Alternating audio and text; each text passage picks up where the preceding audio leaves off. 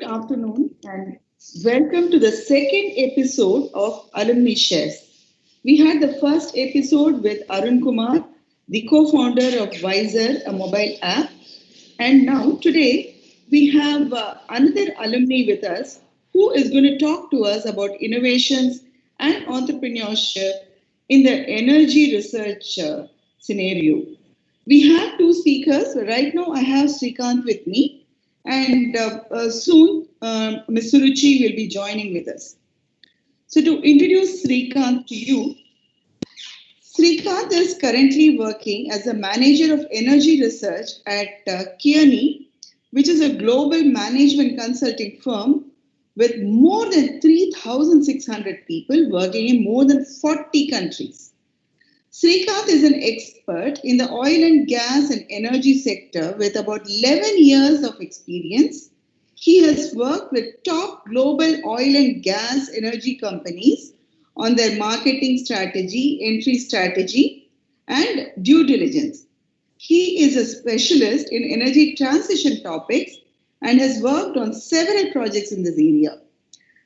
Srikant did his BTech in Industrial Biotechnology from Dr. MGR Educational Research Institute and completed it in 2009, after which he did his Masters in Business Administration in Energy and Petroleum Management from Rajiv Gandhi Institute of Petroleum Technology. We are extremely happy to have you with us, Srikant, and we would like to hear from you about the ongoing trends in the energy research and how today's students need to be equipped if they want to enter this field. So to start with, Srikant, tell us, what made you shift from biotechnology to energy research? Yeah, and first of all, ma'am, thanks for inviting me. I'm really glad to be part of this. And pretty excited to share my views and share my thinking on energy topics today. So let me answer your first question on my shift or how I shifted from biotech to energy. In all transparency, it is not something that I had specifically planned on. I had an inclination towards MBA and would have wanted to go for it after maybe a couple of years of WorkX. But as we were graduating in around 2009, and some of us will recall that it was a time when we were in a great recession, probably one of the biggest recession that we had ever seen. So I thought that I'll probably use this time to complete my MBA before the economy recovered. And RGIPT, Rajiv Gandhi Institute of Petroleum Technology, actually gave me a unique proposition. So they had a course on energy and petroleum management, and which seemed to be a unique opportunity. And I thought that number one, it was pretty specialized, so that was good. Secondly, no matter what. What you felt, you always knew that energy is going to stay. So it was a kind of a forever. And three, you always associate oil with big bucks. So I thought that, well, let's give it a go and we'll connect the dots later. And as the industry is transitioning now, you tend to see that there are more and more overlaps between biotech and energy industry. And we'll talk about it a little bit more. But be it biomass, be it biofuels, or it could be maybe even cleaning the oil spills. Biotech is everywhere. So probably as the world will move towards more sustainability, more cleaner fuels, you would see biotech's importance only growing in the energy landscape. Thank you, Srikant. So that was interesting, that you shifted from biotech to petroleum. Okay, a question on the future of energy. So with dwindling petroleum resources, we do see people working on solar, wind, and electrical energy. But what do you see in the future? What do you think is going to dominate the market after petroleum?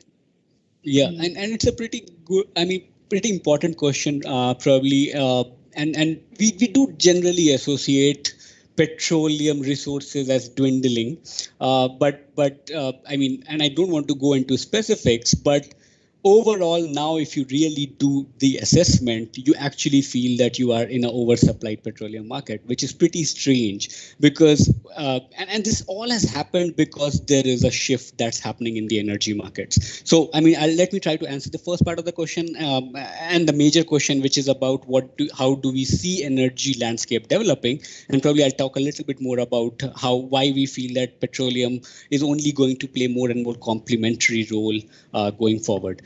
So we are in a scenario right now that that we are facing a dual challenge in energy, and that dual challenge is that we need to provide more affordable energy while we need to reduce the carbon emissions. So this is the world that we live in, and this is going to be the epicenter of energy industry going forward.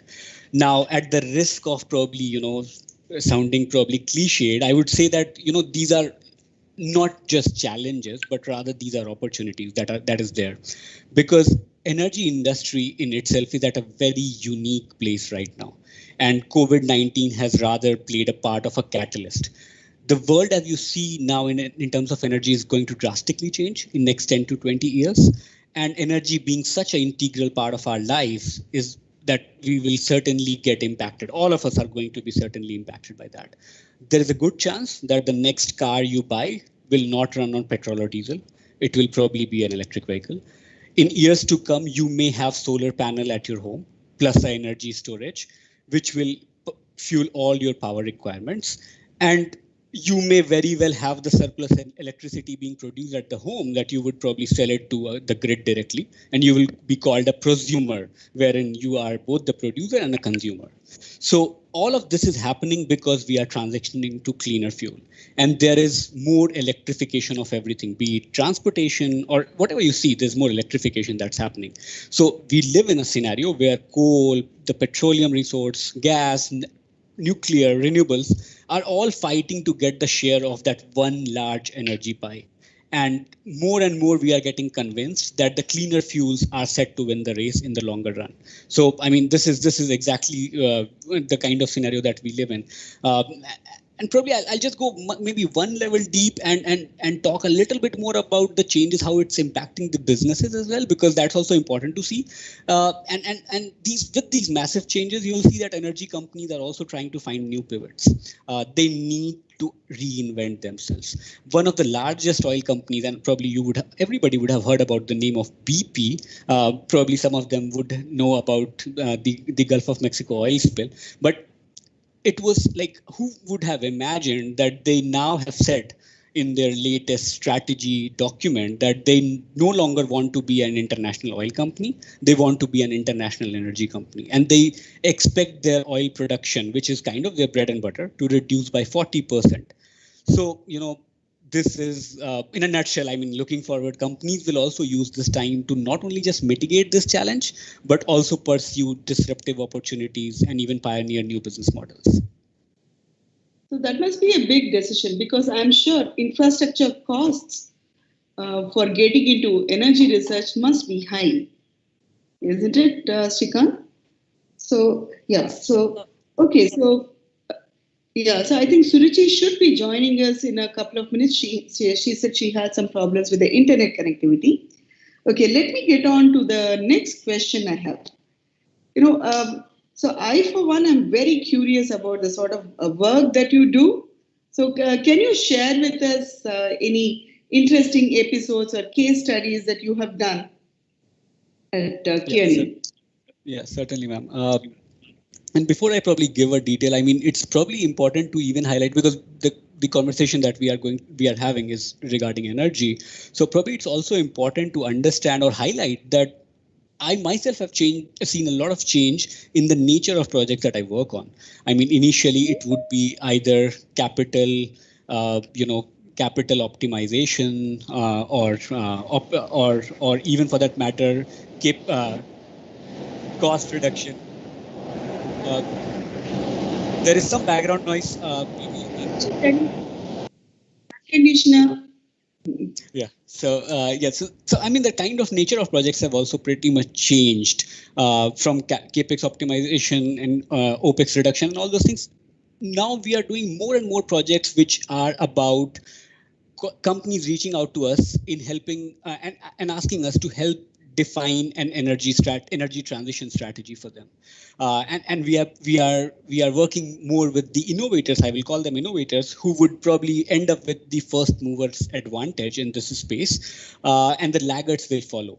And the biggest question that people are asking us to help with is to find the right set of pivots where they should invest right now, and to create scalable opportunities for them, and to I mean, get into not like trying to protect the client confidentiality and all those things. But one of the specific project that I worked on was finding that scalable business opportunity in the biomass space, wherein we evaluated a set of countries, feedstock technologies, and these were almost around more than 200 combinations. And we had to actually give the prioritized set of those value chains to the company, that they can go and invest in a particular country with a particular feedstock, with a particular technology, and create a scalable opportunity wherein they can create a cash flow, like proper cash flow with good return in that country.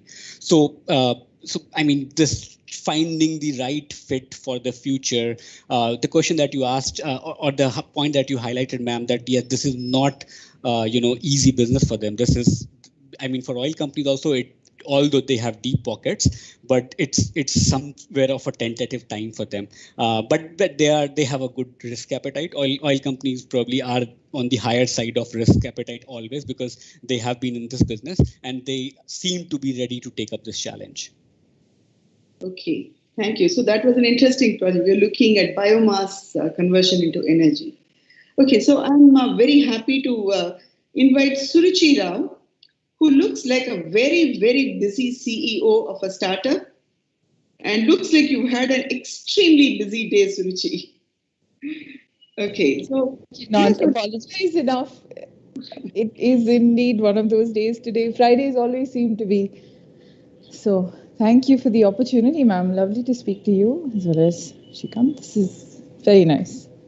Yeah, thanks. And okay, let me just introduce Suruchi to our audience. So Suruchi is a CEO and co-founder of Ossus Biorenewables, which is a Bangalore-based bioenergy company providing hydrogen recovery as a service in wastewater treatment for process industries across US and India. Ossus is currently producing hydrogen gas for the oil, gas, steel industry and maritime industry using their wastewater streams via their patented product, the OB hydrocell device. So before starting Ossus Biorenewable, Suruchi was working on the conversion of agricultural waste into ethanol as a transportational fuel, and that was her PhD work at the Institute of Chemical Technology in Mumbai. She did her BTech in biotechnology, industrial biotechnology, passing out in 2007, and did her master's in proteomics from the Macquarie University, Sydney, Australia. So that's been quite a journey, Suruchi. Okay, so tell us, Suruchi, how did you start your entrepreneurial venture? I thought, no, when I met you briefly after you finished your master's, I thought here was a faculty material, researcher, maybe a professor in a university material, and you became an entrepreneur. I have to admit, if someone had asked me like a year before I was wrapping up my PhD, even I would have said I'm headed down the academia route. Most of my activities were directed at a postdoctoral fellowship, then on to tenure track, and you know, ma'am, how the route goes. For me, unfortunately, or fortunately, let's not put a negative spin on this. I wanted to work on a very specific area of energy, which was to target the dilute organic or carbon content of wastewater. Unfortunately, I keep saying unfortunately, after I finished my PhD guide said, "You're really good at business development. Why don't you join my company? I don't think you should go back to academia. You can pitch technologies really well." I said, that is really great, but is there any room for me to do one of both? Of course, he said no, and typically I would have said, you know what, charge ahead and let's do whatever is offered to us. But the ecosystem in India at that time, especially around entrepreneurship, had grown to a point where it was a din. You couldn't turn around in one direction before someone was telling you. So what's the thing about startups? What's innovation? What is it that everybody wants to do nowadays? Everybody around the corner seems to have a company of their own. And it was hard to ignore that, particularly in the energy sector, which for me, ma'am, as you know, my father was in ONGC for a very long time. I'm an oil and gas child, so to speak. So I knew the industry really well. And when someone said, there's an entrepreneurship fund going around, do you want to apply for it? I did. This was in 2017, maybe 8 or 9 months after I had submitted my PhD thesis. And we are here today. We're working with companies like Shell. We're part of India Innovation Growth Program. We work with Tata Steel. So things accelerated really quickly. But as Srikant very rightly pointed out, it's because companies were already on the lookout for innovative technologies out there. And all I did was recognize that opportunity and offer them a product. It doesn't mean that I've stopped being someone who loves to do science. The fact that I'm late today is also because of that. So no excuses though, but it allows me to do one of both. I still get to hone my skills or take advantage of my ability to pitch ideas in a way where someone would find the value in them, and still allows me to stay in the lab and develop new technologies. So it seems meandering, but for me, the route was very circumstantial. No way in India today that anyone can see entrepreneurship is tough. There's a lot of money going around. You just need to find the right opportunity. Thank you, Suruchi. So that was interesting, the way you moved on from your PhD stepped into entrepreneurship. Mm-hmm. So tell us about the product that you have patented, and so the OB hydrocell device, what it does, and how do tell us about some of your big customers and how do you pitch to them? Right. I'll tell you two contrasting stories here. So just as soon as I had finished my PhD, my mindset was still that of someone who was deeply into the technology. And someone who works with an innovative technology will always tell you how good it is, how much better it is compared to anything that exists out there in the market. But the transition that I had to make from someone who is an academic to someone who is essentially selling a product was to realize that the customer doesn't really care how good it is, how much better it is. He has a very specific problem that he wants to be solved. And as long as you are empathetic to that problem, if you can tell him, hey, I understand water is a problem for you. You're currently having to spend a lot of that money in disposing that water or having to recycle it. But instead, imagine an opportunity where you can earn off of that wastewater by allowing us to install our system. You generate hydrogen gas, we sell the hydrogen gas, we give you a discount on the water treatment cost, and you get clean water without having to set up a whole new facility, which is the biggest problem with water treatment. Systems are generally inefficient. Everybody starts thinking of, oh, how much money do I have to spend? Because there are such stringent regulations around it. For us also, one of our key milestones was when the company was inducted into what is known as the Shell E4 program. It was in 2018, one of the only energy-oriented entrepreneurship programs in the country at the time. And when I went in, I pitched the way a PhD student would pitch. I had a technology, I would talk about the bells and whistles. So what I had essentially cottoned on or developed was the ability to create a group of microorganisms that would specifically target whatever is considered recalcitrant chemicals in wastewater. And I could convert that to hydrogen gas, which was of value. So I had a waste to value technology, but I didn't have a product. Because one of the first conversations that I had, and this connects very well to what Srikant was saying, I was within what is traditionally known as the oil and gas market. And I was pitching to people who have been processing or generating oil and gas from the ground for many, many years. So they understand that the product for them is oil or gas. Water is a problem. It needs to be disposed of.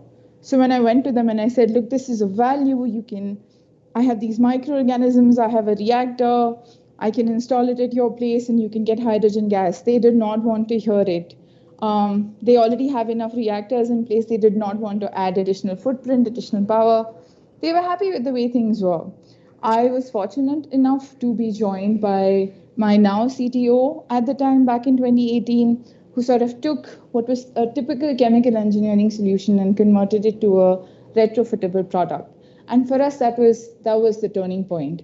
Suddenly, we were addressing real problems in a way where the solution was acceptable to clients from the oil and gas industry. They understand pipes, they understand pipelines. Our entire system basically fits inside something which is ubiquitous, familiar. So the gaps or sort of the inhibitions that they would have overcome. And so I had to make that transition mentally as well, from someone who is an academic to someone who is selling a product. But the product, of course, had to be changed and converted and transformed into something that was saleable. And you don't have to do everything on your own. I was fortunate enough to be joined by someone who could partner me on this and lead the entire expertise. So yes, that's how the two things come together for me. Academia in its place, plus how you pitch to a client. Of course, since then it's gotten easier. Once you have acceptance from one industry, it's a matter of time before other process industries consider you safe, quote unquote.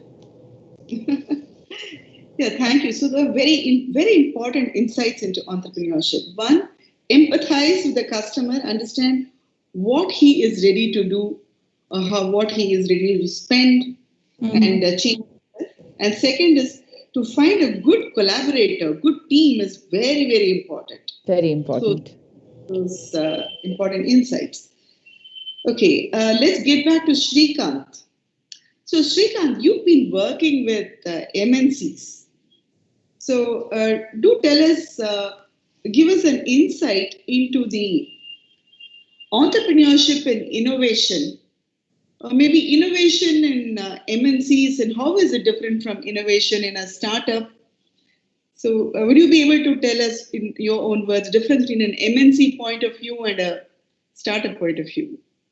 Yeah, I think I'll probably start and give some insight, and I'm sure that Suruchi can add. She being from the startup, she can probably certainly add to this. But the biggest difference is, as a MNC, as a big company, you have your risk appetite, but then you certainly do not want to many times put it on your own balance sheet. If it's a bit too risky proposition for you, if it is too much of a nascent thing, you want to be there because certainly, and probably one of the biggest example is Suruchi's company in itself, like Shell thing that she was talking about. It certainly is one of those where you want to be there because you see that there is a value that they will be generating in down the line, like in 10 years, 15 years. They understand, they see the value. So they want to be there, but they do not want to put it in their balance sheet. So what they do is typically they will create a venture fund kind of a thing. So a technology fund, whatever they call it, they can call it like a Chevron technology fund, fund or something of that sort. And they will allocate 100 million or 200 million or even lesser than that for that fund. Like and what these fund will do is that they will go and invest into some of these startups, which are certainly going to take much more risk for you. And like if you talk about it, 100 million for these companies is a pocket money. It is certainly a pocket money. It's not much more than that. So even if they lose that, even if that doesn't turn out to be a successful venture, then it doesn't impact the balance sheet much, and they're okay with it. On the other hand, startups are based on innovation. I mean, the smaller thing which can become the next big thing, you try to get into that, and that's where the whole startup culture has come out. So I mean, it's kind of a collaboration wherein you try to get some money from these guys and take that risk on their behalf, and you build a fruitful business. I'm sure, Suruchi, I know that you will have much more to share on this. So interesting. So you say MNCs have the money, but you think probably startups are much more quicker on their feet and in experimenting. And I think MNCs also have a fear of failure. They don't want that failure or things like Yeah, that to yeah, publicized. they do not want it to be on public domain for sure. And somewhere I think it's also about culture. Uh, Whatever you do, there is some sort of insular culture, maybe red tapeism or something of that sort. If I and I don't know, I do not want to quote too many movies, but if somebody would have seen Ferrari versus Ford, Ford versus Ferrari, you could relate to what happens in Ford.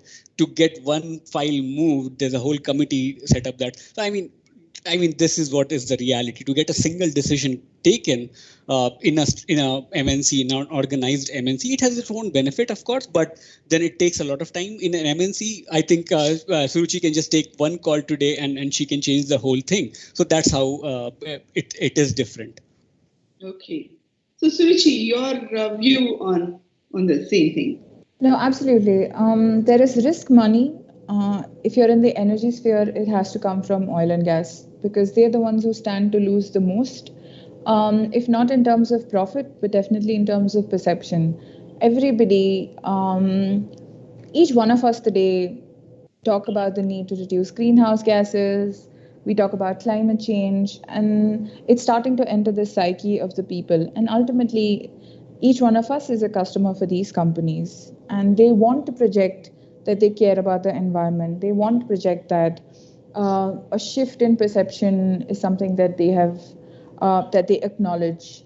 Obviously, this isn't their forte.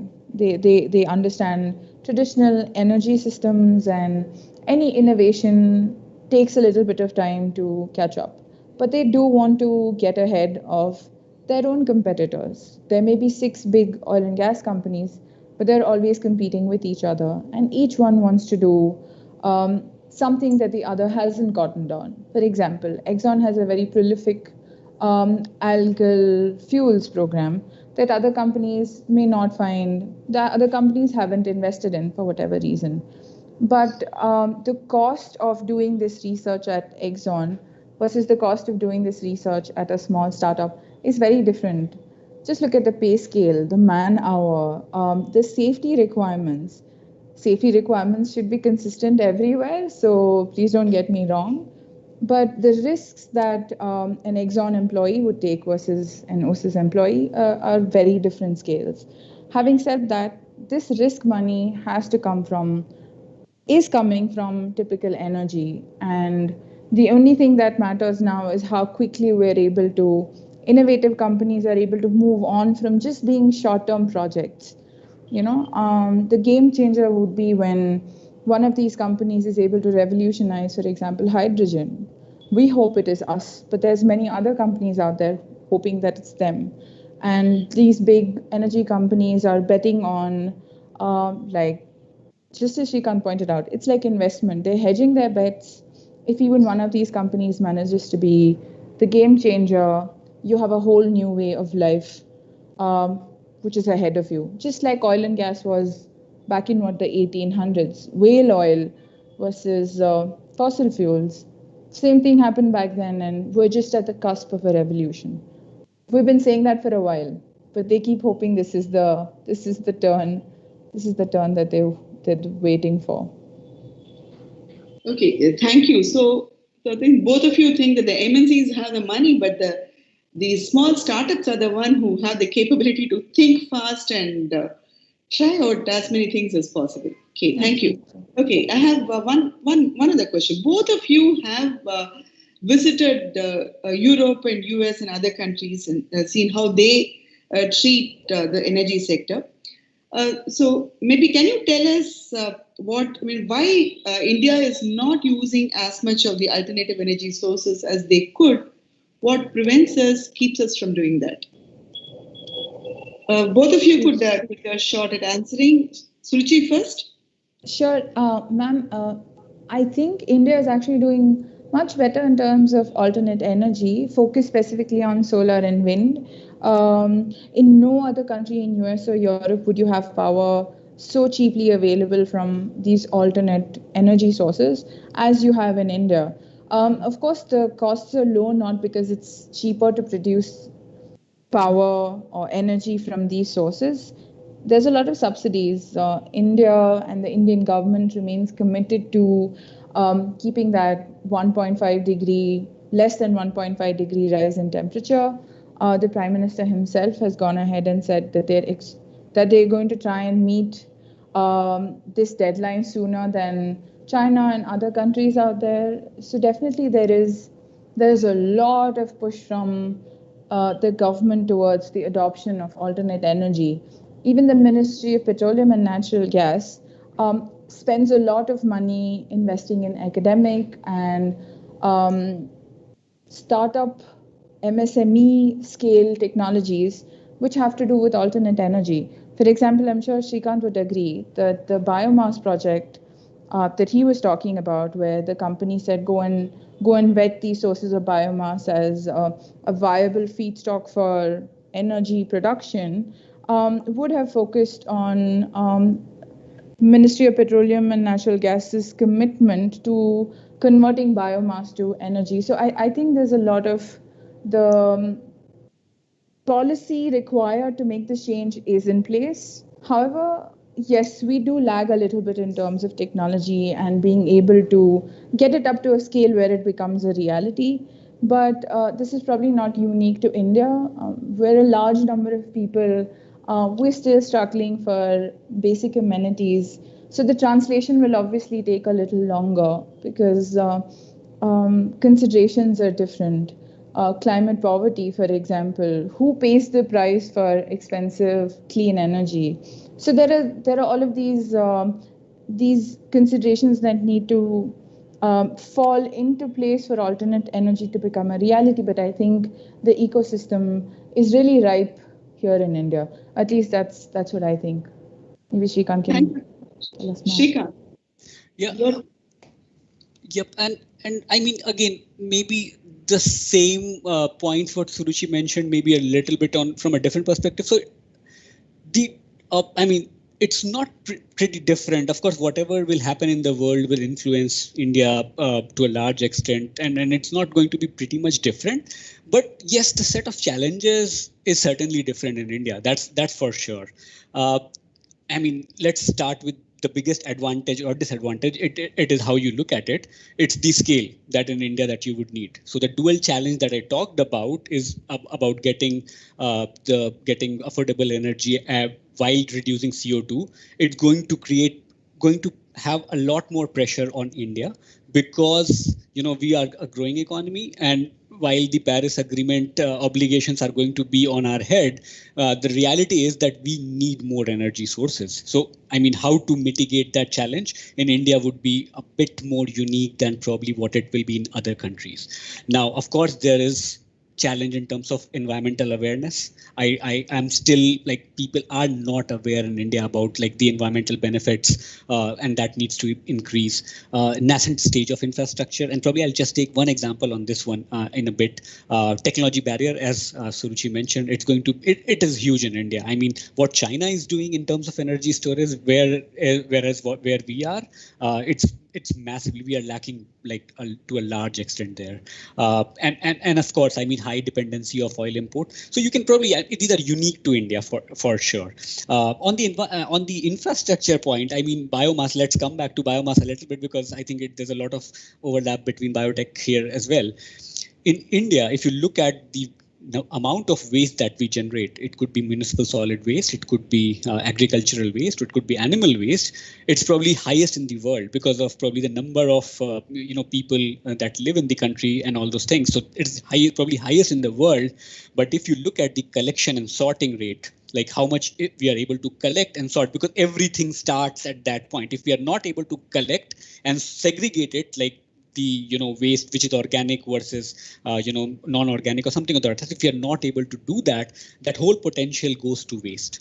So that is where probably we lack. I mean, if we are able to work on that infrastructure bit, we will probably be there in terms of even on other sources. Yes, we have very aggressive plans on solar and wind, as Suruchi mentioned, and hopefully we reach there, because that will not only it's linked to economy. The kind of import dependency we have on oil, if we are able to achieve that, and with more electrification, we'll certainly be in a much better place if we are able to achieve those goals. Okay, thank you very much. So technology is a barrier, and I think scale of what things need to be done, you can either look at it as an advantage or a disadvantage, depending on where you look at it. So, yeah, interesting point of view, and I'm glad that people like Suruchi Ossus is making an inroad into this field. Okay, so we are almost coming to the end of our time. We have about 10 more minutes. So let me take this to take you back on the MGR road and see. Let's see if you remember a couple of things from your MGR campus time. Okay, so I have some rapid fire questions for you. The first question, Suruchi, who was the first person you met at MGR? Mr. Dandapani of microbiology. So I may have met other people for sure, but I remember him because it was the first day of college and he was very strict about my very poor plating. But yes. Thanks. Srikant, do you remember the first person? Think, again, I'm not sure that who it was the first one, but first one I remember with his unique persona and personality, it was Dhaval Moge. I'm sure that he's there in the audience today. Okay. So college life was synonymous with ragging. So tell us, did you get ragged, Suruchi? No, ma'am. And I have to credit that with the fact that we were the first batch. And also that I was multilingual. I could speak Tamil, so I could pass through this crowd, and I could speak Hindi, and I could pass through the other crowd. So I managed to duck in under there, but I got away with it. Srikant? So I stayed in the hostel where all the second years were there. So I kind of got saved a lot. But then there was one instance wherein it was it was not probably, something which you'd associate with ragging, but maybe like sing a song or something like that, or introduce yourself. So those kind of stuff, but pretty less. Okay. Now, do you remember the name of the building where you had classes? I am too old for this. I do not. Block. I don't know what block. I'm really sorry. I failed this one. We have had it in many blocks. So Anna block, Mother Teresa block. Yes. Suruchi, you had classes in Ganesh block. You remember? Behind the next to the Thai Mukapige. Oh, I remember the dental college and then the overflowing river and then memory fades. I'm really sorry. I remember Anna block because of all the paperwork. Yeah, and I remember, we had a classroom once where, the teacher was teaching and the board would move back as we read. It was like a swinging board. Oh, Lord. Okay. Tell us one of the most challenging moments in the MGR campus life. I'm going to go ahead and admit this in front of the whole world. I temporarily failed tissue engineering. But okay, let me explain the circumstances. I was not really one to find anything to do with human beings particularly interesting. And tissue engineering was so challenging for me because it was bones and muscles and I was really lost. Having said that, I was in Delhi in January doing my final year internship, my project work, and it was so cold. And someone called me and said, "Dude, you failed in tissue engineering." Life crumbled in front of me, but then, ma'am, you helped me. I filed for recorrection and I passed with good marks. But it was horrible. Oh no. Yeah. So Srikant? Yeah, ma'am. For me, we walked to our place which we had rented, and we found both of our, like me and Dhaval's systems were stolen. At that point of a time, it was a big scar, probably somewhere. It's still there. So I think that was the most challenging time for us. Yeah, the laptops getting stolen was really sad. Oh my God. Okay, best memories of MGR. We had I forgot what those things are when you finish all your semesters and you're going away. And we had like this big get together in a hotel off of Punamali High Road, and I don't even remember the name of the hotel, but it was a massive get together. And for some strange reason, that's the only picture of my batch that I have in my mind. And even though I still talk to so many people on the phone and whatnot, every time I think of them, it's only that picture that pops up. It was incredible. But yes, very nice. Shrikant, I know, Yeah. has interesting Yeah. story here. Yeah, I think just to make sure that my marriage remains safe, I'll say that I met my life partner at MGR, so probably that was pretty special. Okay. Oh no. Okay, so I'm sure Sony is listening to that. So Hopefully. okay, so it's been really wonderful having both of you here, and I personally feel so proud of you that two alumni from NGR are doing so well and doing something that something very different from most others. So it's been fantastic having you, and I hope some of your other classmates are also listening in, and we hope to have more of such alumni shares programs in the future. Thank you very much, and bye. Thank you, Thank ma'am. you Thanks so for having much. us. Bye-bye. Thank you.